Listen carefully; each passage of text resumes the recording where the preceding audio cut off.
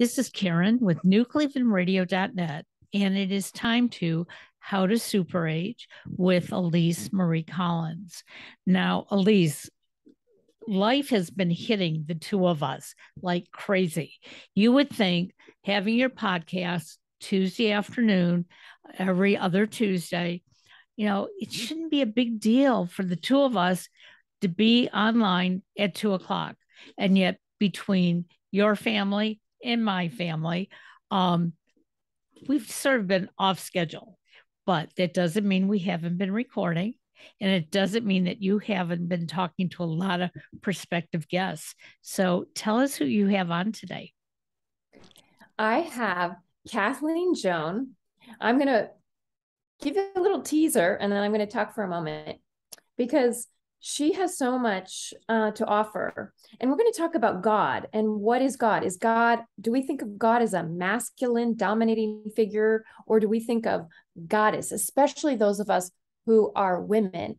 And there are more women living longer. So we really need to rethink this, because if we're growing up with a masculine idea of God, that can really affect us as we age. Before I get into our guests, I wanted to hold up my book and just remind you all that if you haven't gotten a copy of Chakra Tonics, this is a great guide that will help you, I believe, connect to the goddess, because the goddess comes through us in many ways. And the ancient Indian system of the chakras was one way that it was believed that the goddess, or the gods, whichever you want to think of it, that it comes through you, higher power, supreme essence. And even if you don't believe in God, it's just something bigger than you that you can bring in, you can strive for through all these energy centers, the crown, the brow, the belly, and they all relate to different aspects of our personality and being. So this is a great guide, and you get to have fun making delicious recipes that are nutritious and delicious. So leave the link in the show notes and we'll get to our guest. I'm going to read her bio. I'm so excited today. We have Kathleen Joan, and she's a priestess of the Brigid, committed to the resurrection of the divine feminine. Committed to the resurrection of the divine feminine. That's very exciting, especially within her own Catholic Christian tradition. She holds a master's degree in theology and ministry and has had over 10 years of ministry experience, including directing retreats, teaching classes on religion and spirituality, and leading small group spiritual communities. She offers Reiki, energy healing, and spiritual directions for all genders, as well as women's circles and retreats to help you reclaim and claim your sacredness in the image of the Divine Mother, and to take your place in the Great Rebalancing that is happening in today's world. So, wow, I am so excited to have you here today. I would love to hear what got you. Have you always been Catholic and really committed to that religion? And what got you into this I'd say mission to help women reclaim their divine feminine? Just tell us a little bit more about who you are, because your biography, your bio is amazing. Well, thank you so much, Elise, and thanks for having me on this show. And by the way, Chakra Tonics, oh my gosh, I'm so excited that you have that book. I definitely want to get it. That sounds amazing. Yeah, so thank you again for inviting me. Yes, to answer your question, so I was born and raised Catholic, very committed to that religion and that spiritual path. And I was always really into like faith and service. I volunteered with nuns after college and that kind of thing. And that was when I decided, okay, I want to, rather than, going into academia, which was another choice I had considered, I said, oh, I'm going to devote my life to this God stuff. That's how I thought of it, this God stuff. So I got my master's degree in theology and ministry, all within the Catholic tradition. I studied with some wonderful Franciscans. I went to the Franciscan School of Theology for grad school. And then I found myself teaching at a really wonderful, progressive, pretty, fairly liberal Catholic high school, and running retreats there. And that was all well and good. And right around my Saturn return, around the time of when I was in my late 20s to early 30s, the goddess happened. And I say that she showed up. She started showing up in a lot of different ways.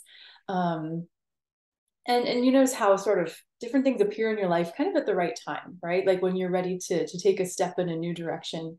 So I found myself invited really through people that I would meet or communities that I could become part of to start thinking of the divine in a different way as feminine.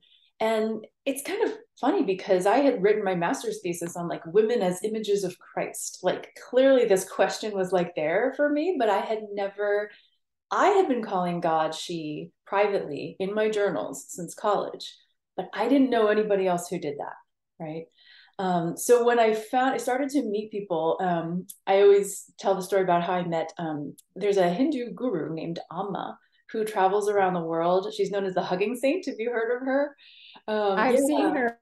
Yeah, she's incredible. And like she Yeah. embodies and acts out the goddess from her own Hindu tradition. And so when I met her and like got a hug from the goddess through Amma, that was like this incredible divine feminine spiritual experience, right?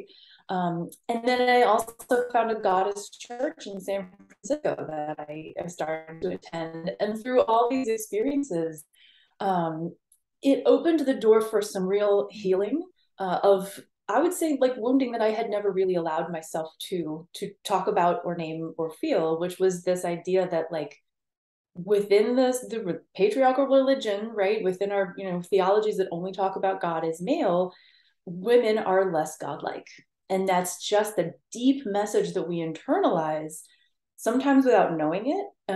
Sometimes it can be very explicit, right? Such as the fact that, the Catholic Church still doesn't ordain women. And the reason given is that we don't reflect the image of Jesus as much as a man, right? So, okay, yeah, like that. and Jesus is God, right? So there's this very literal equation of godliness with maleness, right?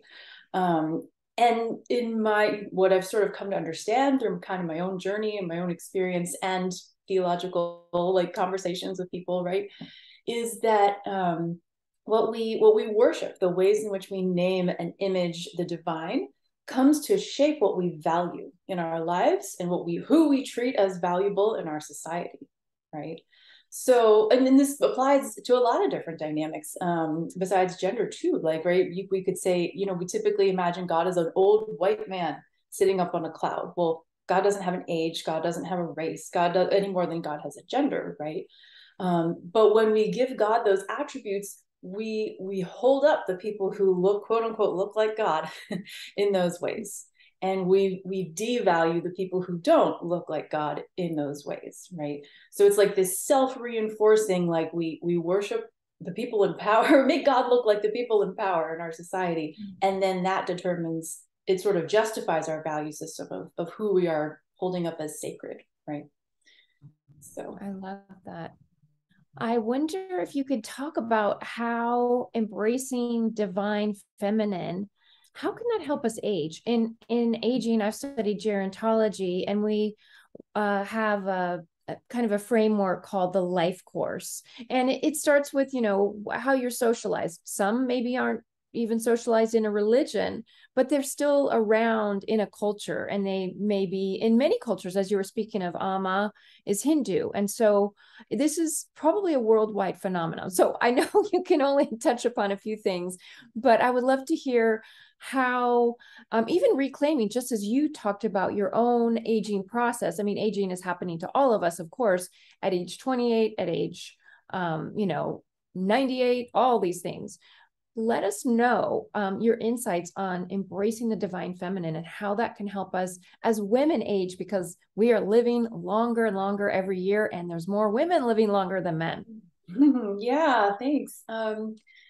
Yeah, I do think that it tends to be kind of a common trend, maybe particularly for women, that we tend to, if we discover the divine feminine, if we're lucky enough to be exposed to her in some way, right, in this current culture that we live in, it's not when we're like kids, except maybe a few of us are raised with a religion that has goddesses, But as far as like mainstream American Christian culture, right, that's not as common. And so we tend to discover the divine feminine as we get older. And part of that is that we realize a lot of ways in which maybe the religion we were raised with isn't working for us, right? We've tried for a while to fulfill the roles that are handed to us by the culture or by the religion, right? You can be the good girl, or you can be the whore, like these kinds of things, right? You can be the good mother, you can be the bad woman, you can be this or that. But eventually, as we age, I think women start to long for just a truer and a more integrated version of ourselves, and to see that reflected in the divine, and to see ourselves kind of as these full beings who shine our own divine light in the world. So I think there's this like getting tired of what we've been handed from the patriarchy, right, and looking for something different, you know. Yeah.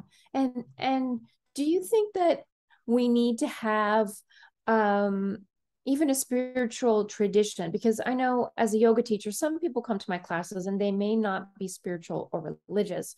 I, discuss those topics, but do you work with people that are not religious at all, or, they may be atheists?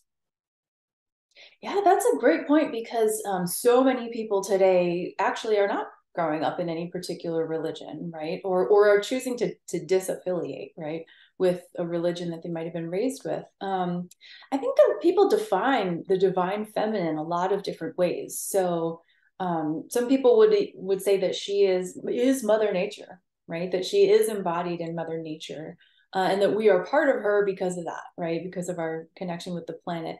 Some people might say that she is the quote unquote feminine aspects within all of us, which by the way applies regardless of your gender, right? We all have these aspects that our society has kind of like labeled as feminine, such as our emotions, our bodies, the wisdom and the knowing that is held within our bodies, right? Our creativity, like these are the forces within us that sometimes get labeled as feminine and not valued quite as highly as like logic, reason, planning, consistency, like these more structurally rigid, more quote unquote masculine aspects of ourselves, right? Which we all have, like we all have all of these. So for someone who's not necessarily spiritual or religious, those might be some ways that they could call in this divine feminine energy, whether that's being in nature or whether it's creating art, creating music, creating quote unquote birthing, right? Whatever is yours to bring into the world is a super divine feminine power that we all have within us. Mm-hmm. I love that, because those are, especially nature, that's part of Ayurveda and what I study. And that's a great way to relate to whatever you want to, label as divine, or again, bigger than ourselves, because we can just look out and see a tree. If we're not, I can look out my window. But even if you aren't looking at your window, you can visualize nature. You can go out into nature so you can connect with that, or the idea of creativity. And those are so important as we age, as we go through the life course. Now, the negative, of course, would be what we call toxic masculinity. What is that? How would you define it? And how does it maybe affect us at different stages, or different, even transitions, whether we decided to have children or not children, some of the things women might go through, maybe even a gender transformation. Let us know, what does toxic masculinity do to our psyche or our culture? Many things. Yeah. No, that's such a powerful question. And I like that we're distinguishing particularly like toxic masculinity, because there is absolutely an integrated, sacred, divine masculine that also needs to be reclaimed, right? Alongside the divine feminine. So I just want to put a pin in that. Like we're not saying we want to throw out the masculine, right? But I think what you're talking about, this toxic masculinity, is when the more quote unquote masculine aspects of ourself, which could be like logic, reason, structure, planning. It could also be like that sort of drive within us. Like if anyone's into astrology, I think of the planet Mars, right? Which embodies sort of this archetypal masculine.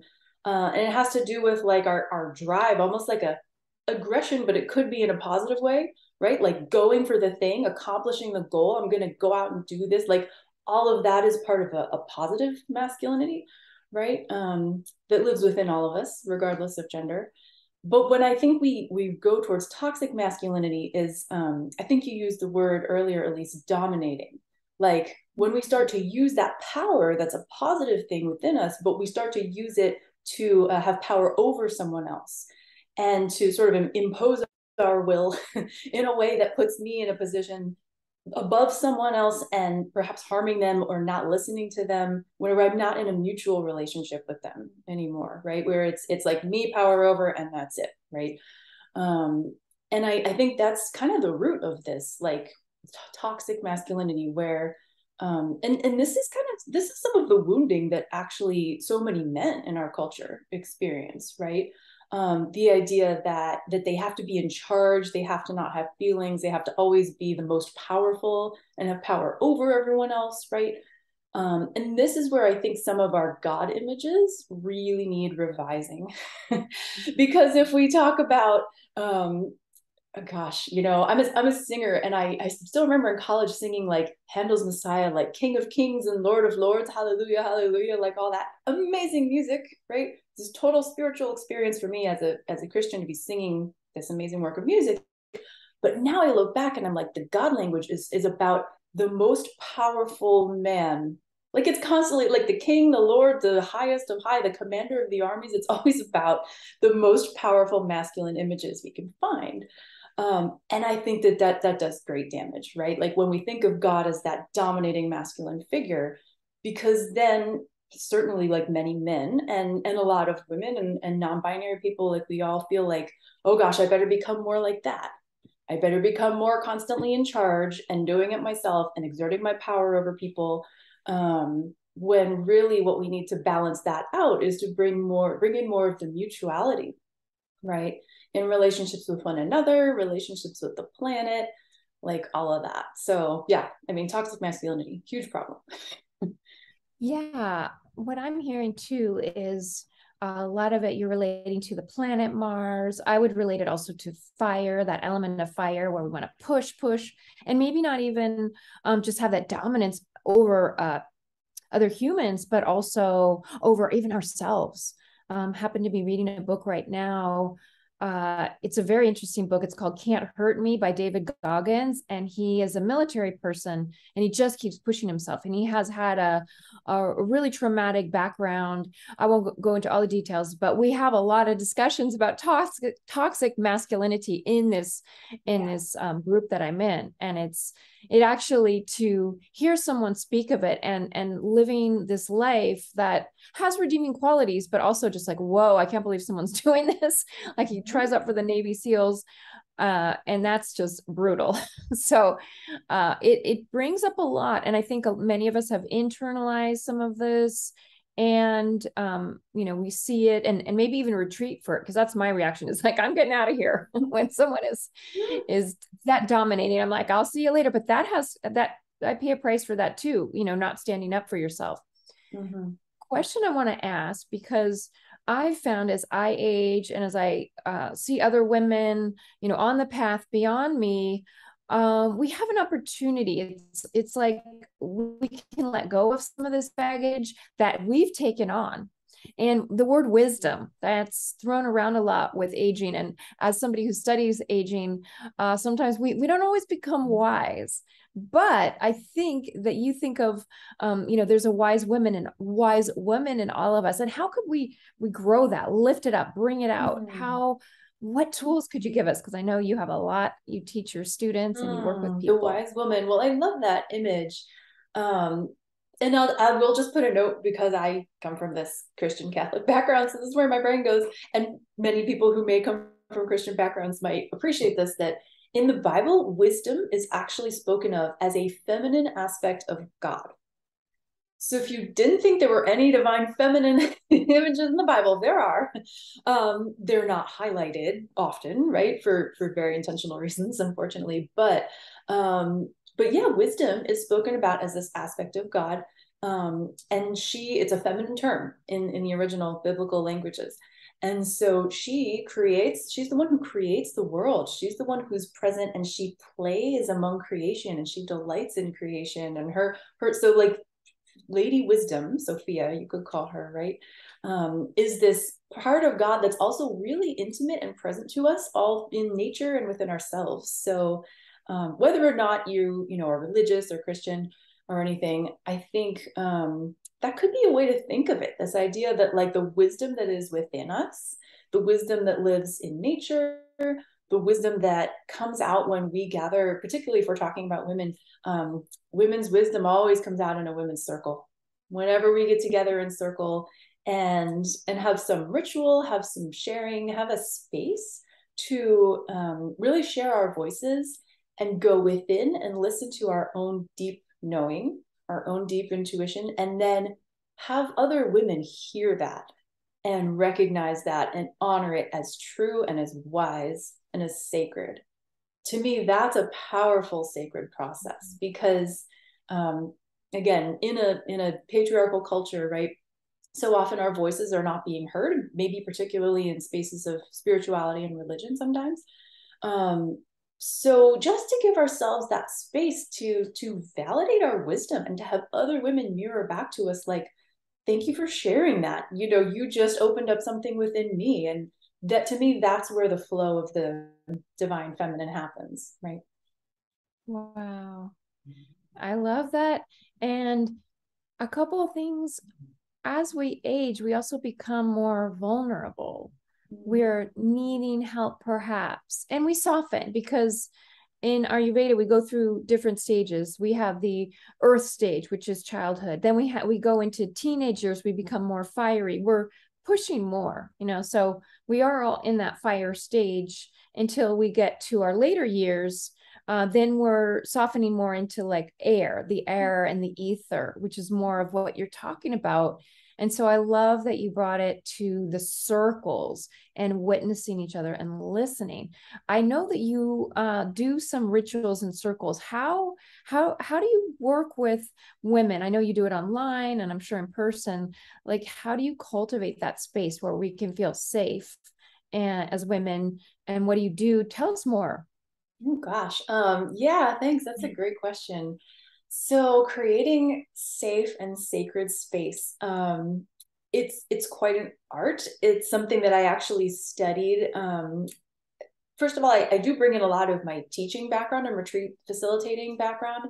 And I also worked with this group called the Wild Woman Project. So I'm a certified Wild Woman Project circle leader. And that was the coolest thing, because coming from this background that I did, I was like, wait a minute, this is retreats, but with the goddess. Like I found out that I knew kind of what to do. Like I knew what to do, but this training kind of helped me put it in the framework of connecting with nature and with the divine feminine, right? So yeah, I mean, there's so much that goes into creating a sacred women's space, but a couple of things I can highlight. Well, one would be just to really like, anytime we gather around the new moon. So I have a new online new moon women's circle every month, which is public. People can drop in. And when we're gathering, it's usually around a theme. So we can choose a theme based on the energy of the new moon, which is what we usually do, right? But if you're creating your own, sacred women's circle, you can choose whatever theme feels relevant. And we actually often work with oracle cards. So I have a goddess-based deck of oracle cards and a nature-based deck. And those can be a cool way, like you choose a card and it can be a neat starting point for your reflections or your intuition and whatnot. And I think it's always important I guess the most important element of a women's circle is to have that open sharing time when each person gets a turn to go around and speak from her wisdom, right? From the truth, the divine truth that is within her.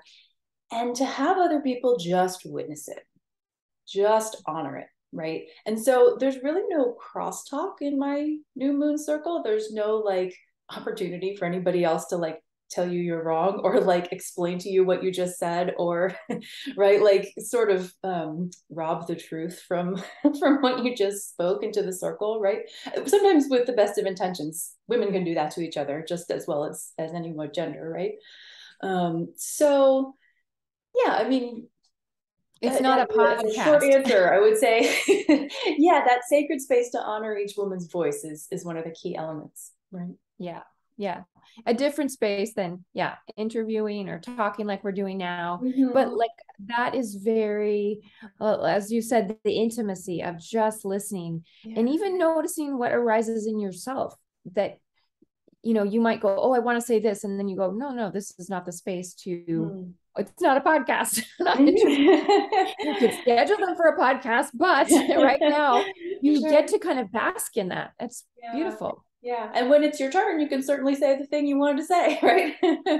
But what I think is different about that is it's not a debate, right? Like if we're going back to the idea of toxic masculinity, right, would be this idea that I experienced often in college classrooms for whatever reason. I think maybe some people share that experience of like, we get to like higher education, academia, and it's all about like debating why the other person is wrong, right? And it's just so unhelpful most of the time, I think, and maybe a sort of toxic masculine way of talking about something versus even a more, you know, healthy, integrated masculine or feminine way is to be in dialogue with one another, right? Oh, Karen, we can't hear you. I think you're muted. Thank you. I knew I changed something. I think we have to give ourselves permission not to question each other. And I see this happening all too often. I have been taking a class for now about 4 months, and it's all about our personal identity. And, you know, I may say something that maybe somebody doesn't really resonate with, but they don't tell me the negative, okay? They will find the positive in what I've said. And if they don't say anything at all, that's fine. And I've been really working on taking that kind of dialogue outside of the group, because I find that we are so interested in telling somebody else what the right answer is. And what I'm appreciating about you, Kathleen, is that you're telling us that there really is no right. It comes from within. Yeah, thanks, Karen. I think the question of right and wrong gets, gosh, it's just so loaded, yeah. Right? In certain, just with the connotations that we have with that in our cultures and our religions and whatnot. And I appreciate what you're saying about like every person has their truth within them, right? Yeah, and I think that is what is valuable and often comes out of a sacred women's space, right? What I would also add to what you said about right and wrong is that I think if we look at divine feminine particularly, and the idea of moving away from relationships of domination into mutual relationships, right? That maybe that can become a guide for us as far as right and wrong. Like we know that there are so many different truths because people experience things in different ways. And we also know that if there are those relationships of power over that are harming people, we can confidently say, yeah, that's wrong. That's not in line with the divine feminine, right? So I think there are statements that we can make based on the idea of a goddess who wants these loving mutual relationships for all of her creation, right?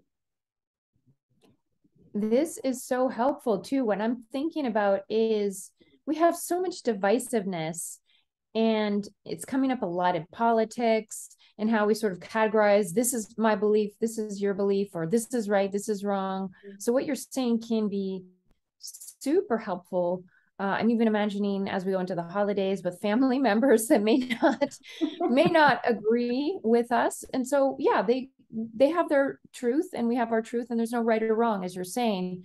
So this is helpful for not even just studying the goddess or embracing divine feminine, but that sort of yin quality of listening, observing, not having to dominate, as you say. It's so powerful. Mm-hmm. I know you have a free gift for us, and we're going to talk about that in a moment, but what do you call the great rebalancing? Because that almost sounds to me like, I think that's what we're going through, but I don't know exactly what it means. Can you define that? I read it in the bio. Yeah, thanks. Yeah, that's kind of my phrase for where I feel like we are in history right now. Meaning, what do I mean by that? Well, the world, for many ways, the world seems to be kind of at a point of great change, right?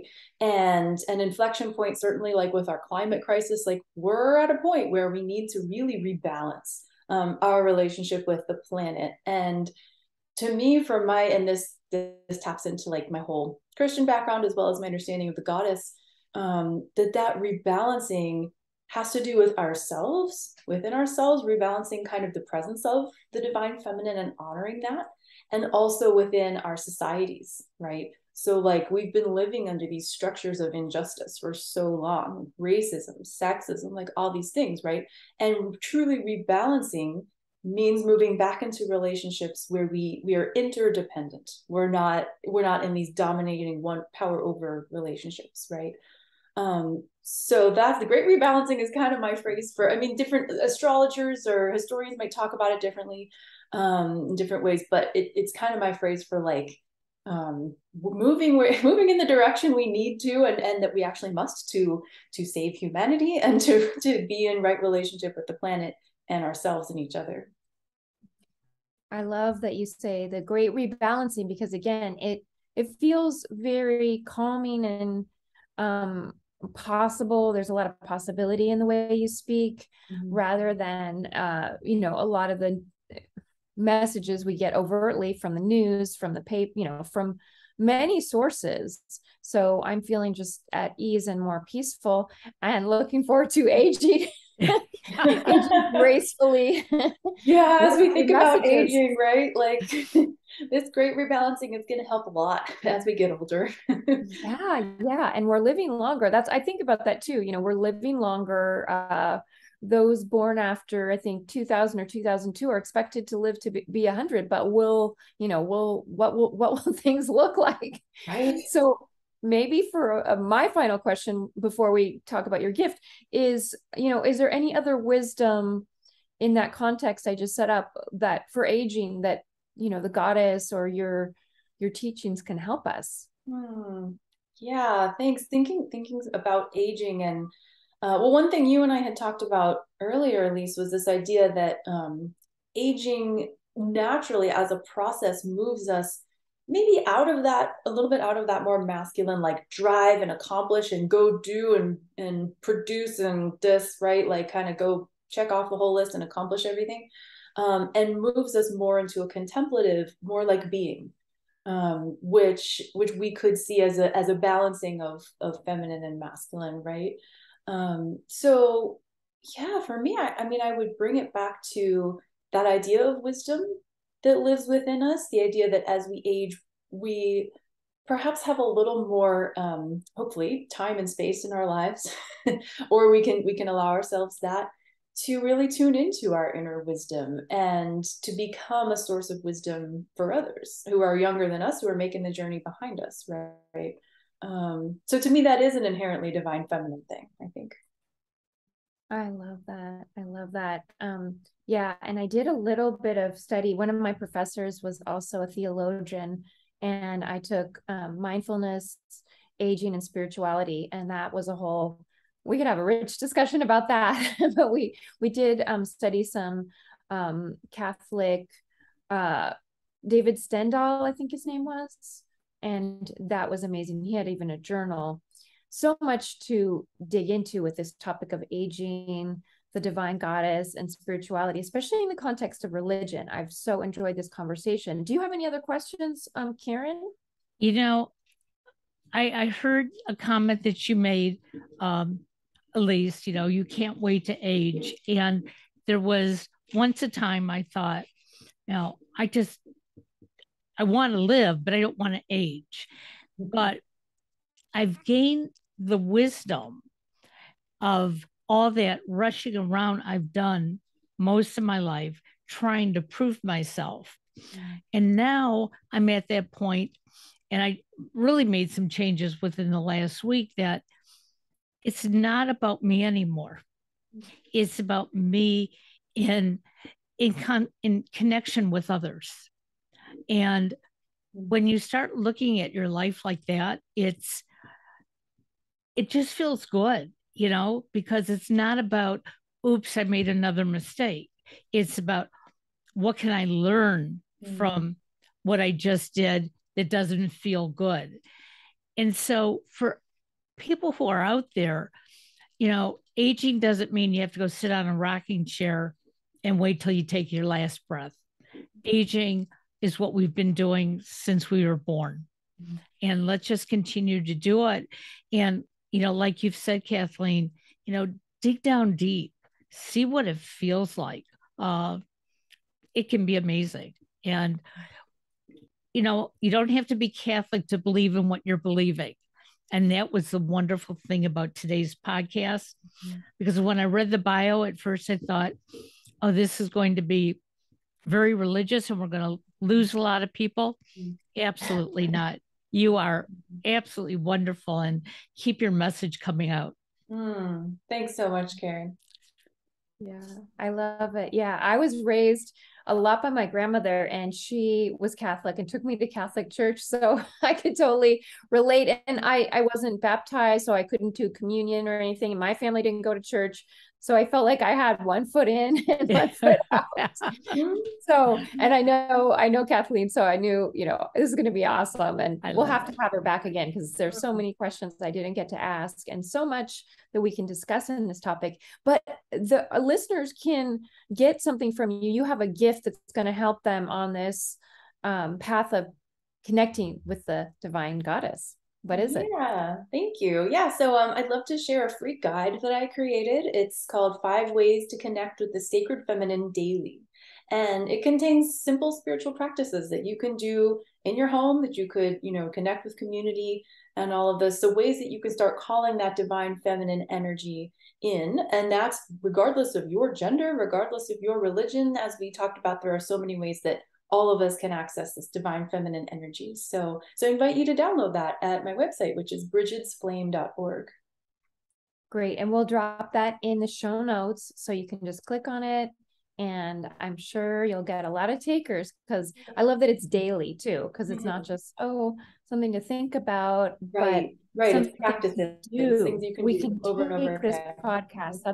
Yeah, it's great that we can take what we've contemplated today and actually bring it into our lives and, you know, flesh it out that way. So thank you so very much. It was a pleasure to have you. Thank you so much, Elise and Karen. Thank you. And hopefully we'll have you back soon. Okay. Wonderful. Thanks so much. Have a great day, everybody.